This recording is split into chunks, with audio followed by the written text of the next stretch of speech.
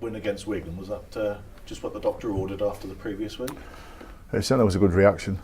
It was a better Monday morning coming into work than the Monday before, for sure. So in terms of as I said in the post-match interview, that I wasn't really sure what we'd serve up because it was such a flat week. So for the players to get up and show that much energy and show that much desire and enthusiasm after what was an unbelievably disappointing loss, it's credit to them. So after a flat week, do you then notice an extra spring after a game like the Wigan? I would do if we had time to train, but we play Thursday, don't we? So it's a bit of a short week. So we adapt one or two things. In training, in building up for Wigan in training, it was flat, but nobody was running slow or anything. But it's just attitudinally, it was tough. So yeah, a couple more smiles and a bit of a reminder of what we're capable of.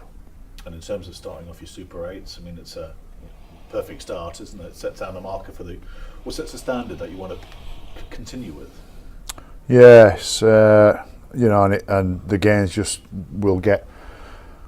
I don't know if tough is the right word, but they keep on being tough. As I say, these Super 8s, you play 7 games all against top 8 teams. So, we may aim to maintain that standard, but that's going to be a difficult ask. To win every game in the Super 8s is a difficult one. Wakefield had a bit of a shock about their coach's admission against the Giants, so I guess that can go one of either ways. Would you expect a reaction from them, or feel a bit sorry for themselves? No, there'll be a reaction. They've been in good shape this year, Wakefield. They've played pretty well and been very consistent. And just recently they've blipped a little bit, especially last week. But it's in the locker for them. They don't have to dig too far down to the back of that locker to bring out that good performance. So, we're anticipating a good reaction from them. Where do you see their danger areas coming from? Well, when they were on form and when they were one of the best teams in the league, they used the ball really well. They would shift it from one side of the field to the other, and it really asked you a lot of questions of your systems about what you do defensively, rather than just some individual tackles. But then combine the fact that they got the likes of Arona and Fafita and Hubie, who are all good individuals as well. So I think they've got a very well balanced team. Their kick return people, Mason, Caton Brown and Bish, who we know a lot of, also provide that threat. And I think Miller's in their 19-man squad, who's been out for a while, who's a bloke that can make them tick. So there's a fair few threats across the field, and when they all combine, they are a very good team.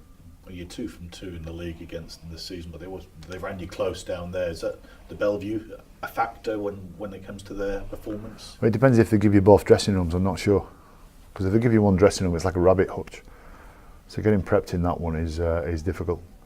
But funny place, Bellevue, because it does look like it needs shooting and putting out of its misery.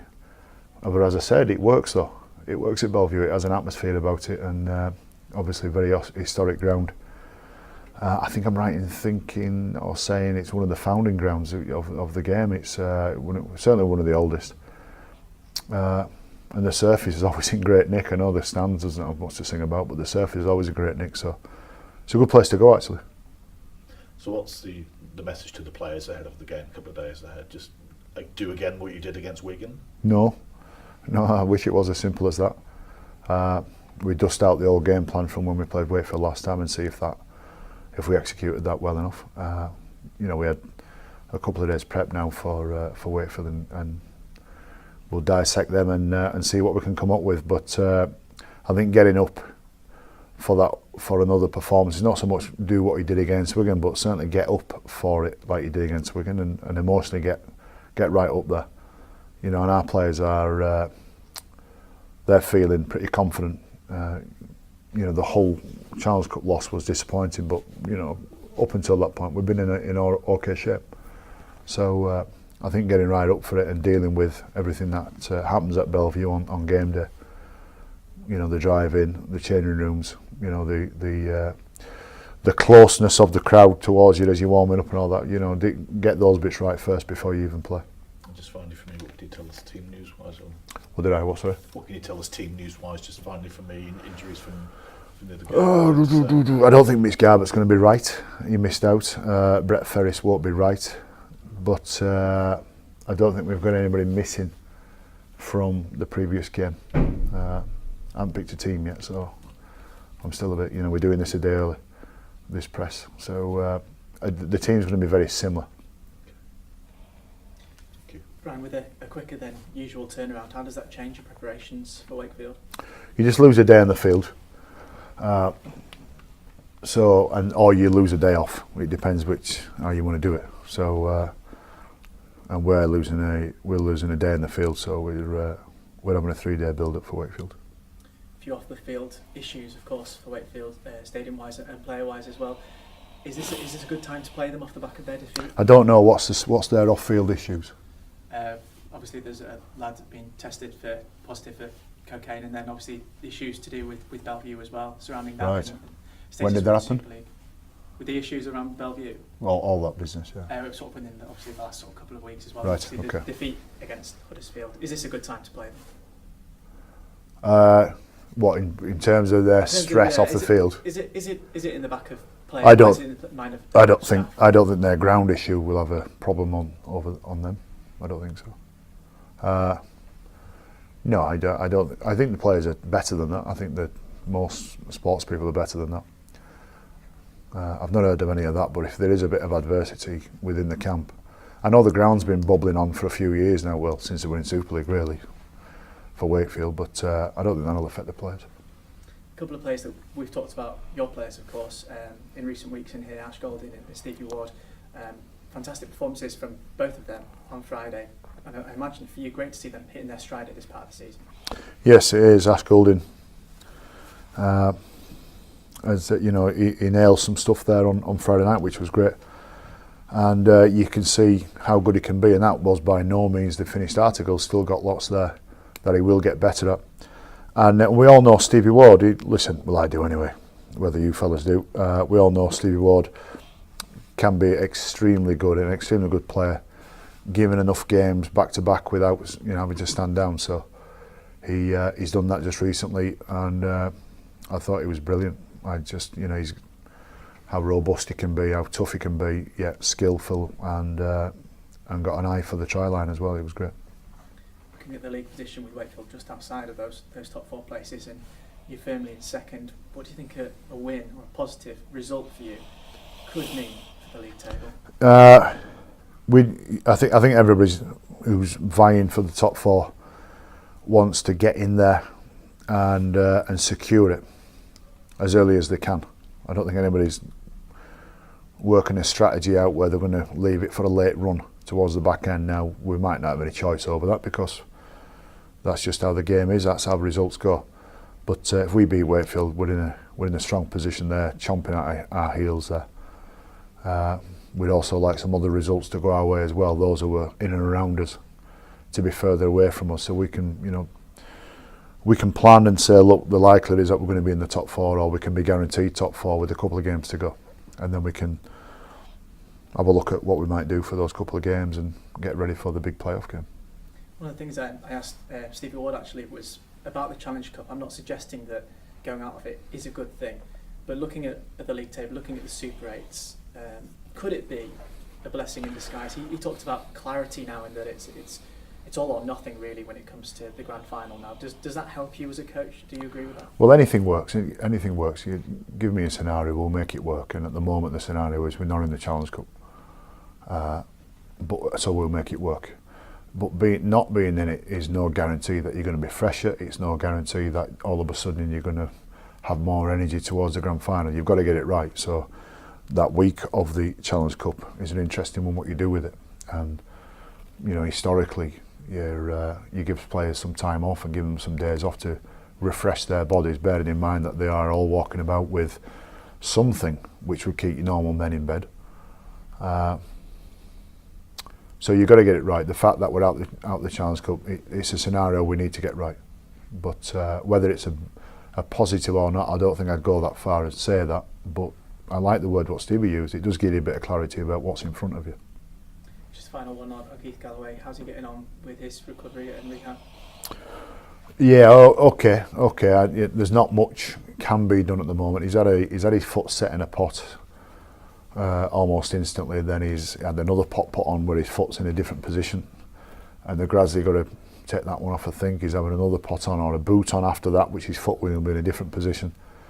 And then just over the last 48 hours, he started doing some stuff in the gym, just upper body stuff, and keeping himself, I suppose, mentally sane. Really, it's an achingly slow process that he'd got to go through for the first 6-7 weeks. So he can't walk in it as such. He can't do anything with it, and he's been immobile for a number of weeks now, which is, you know, for somebody who plies their trade, running about a field hitting people, then to be told you've got to sit down for 2 or 3 weeks is hard, isn't it? So it's a big thing for Keith, and you know, we are keeping in contact with him. We are seeing him enough, and as I say, just recently he's back in the gym now, and he's back with us. So he's probably still going through some hard yards at the moment with that mentally. Rob Burrows back in your 19-man squad for Thursday's game. How good is it to have Rob back available? Yes, it is. He's. You don't need me to talk him up about how important he is to us, but just some of that onus that's on Danny Maguire and Joel Moon in the arms. If Rob's there, he just provides that extra voice, that extra backup of game plan, that extra option on game day as well. And Brett Delaney returned last week. How impressed were you with Brett's comeback? I can't help laughing because he came back and he busted his lip and he had to have stitches in his lip. So I think he does it on purpose. I can't imagine anybody would go out there. So I just read something once. I don't know what I was reading about, but he says he looks like he's gone out and been beat up in town outside a nightclub, and that's what he does every time he plays, Brett. So I thought he was great. After being out for such a long period of time, his fitness was great. Jason Davidson's done a really good job with him getting him back. Andy Barker, the physio, it's a real weird one where he twisted both knees, so Andy Barker's had to pull out all the stops there to get him back when he did. So they both need credit because the worth of what those two did, Jason and Andy Barker, is how he played on game day, and he didn't look too much out of place. And just some of that real robust toughness, especially when Wigan tried to up the ante and get away from their end. And I think on one occasion he picked up one of their big fellas and dumped him on his back, and then the following tackle put his head in the way and tackled. I think he tackled Talima Tautai with his head on his knee and pretty much head-butted his knee. Now it stopped Talima Tautai, but it ended up getting he ended up having to have stitches in his lip afterwards. So great to have him back, and we've certainly missed that type of player. Liam Sutcliffe spoke this week about how much he's enjoying his new role in centre. Do you see a long-term future for him there? It's not a no, yeah. It's not a no. There's a few things Liam can do. There's a few positions he can play. One of Liam's frustrations is that he's not being given a specific role and said, right, that's you. This is what we're going to do with you for the next 2 or 3 seasons. And I'm hesitant to do that because I think he's a fantastic fullback. I think his long-term career as a six isn't over either. He can play back row and do a really good job as a back row, and then, you know, up until he got injured, I thought he was fine, really fine as a centre. And other than a couple of defensive blips, I thought he had a really good game against Wigan as well. So, you know, him and Jimmy Kynhorst are vying for that shirt, and it's a great position to be in. For me, it is. It's not for them because they're vying for the shirt and they've got to fight and scrap and play really well to get that shirt. But it's a good option for me to have 2 very capable players vying for the same shirt. Just looking at Wakefield, there's only a couple of seasons ago they were in the £1 million game against Bradford. Last 2 years though, they've been in the Super 8. How big an achievement is that for a club like Wakefield? I think it's very good, yeah. I think Chris Chester's brought some stability to them, and coaching wise I think he's given them some on-field sense, if you like. You know, they're consistent, and when they'll be losing games, they're not far off either. I know they've had a couple of rough results just recently, but you know, they've been really good this year. And you know, a team that I've looked at and thought, right, what can we pick up off of these men? like you do with all the best teams. And yeah, I think over the last two seasons, given what happens to Wakefield most seasons off the field, ever since they've been in Super League, they've had off-field issues, whether it be every season, but it's certainly every other season. And I think everybody in the game would like to see a very strong Wakefield. I know that I'm from Wakefield myself. I know the city is capable of producing enough players that could sustain a Super League team. It is a rugby league mad city, but they just can't seem to nail the off-field stuff, which is always the case. It's always the case when clubs struggle. It's not so much that they struggle so much on the field, performance-wise. You can bounce back from those season upon season, but off-field, I would like to think that Wakefield would get that together, because I think what they've done on the field has been consistent.